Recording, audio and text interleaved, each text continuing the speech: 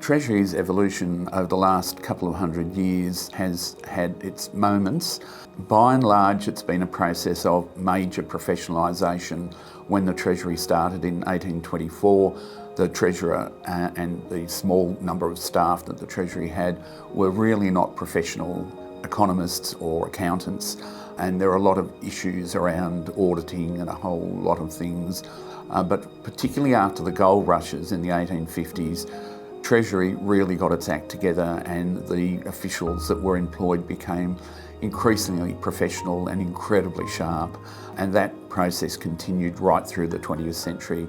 So today the Treasury is a highly complex beast, dealing with a huge number of issues. In some ways they're not that much different to what they were dealing with in the 19th century.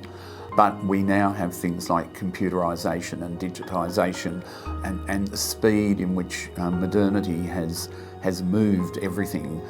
Treasury is a very different place than it was 2 centuries ago.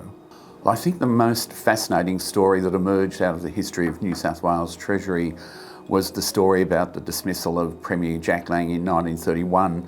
And Lang refused to pay back debts to the London money market, and there was a huge public kerfuffle. But Lang also wanted to be able to pay public servants, so what he did was go around with some Treasury people to 2 banks, Bank of New South Wales and the Commercial Bank of Sydney, and took 2 cheques along and emptied millions of pounds out of the banks and brought the money back to the Treasury and hid it in vaults that they'd used to put gold in the 1850s, and surrounded the vaults with armed policemen to stop them being stolen. But unfortunately for Lang, Sir Philip Game, who was actually very friendly to Lang, was forced because of political and other pressures to sack Lang. There are a number of other fascinating things that came out of the book, and we've called them moments rather than milestones in Treasury because they're about things that people wouldn't normally associate with the Treasury. For example, the Opera House lottery, which there were 468 lotteries over about 30 years which paid for the Opera House,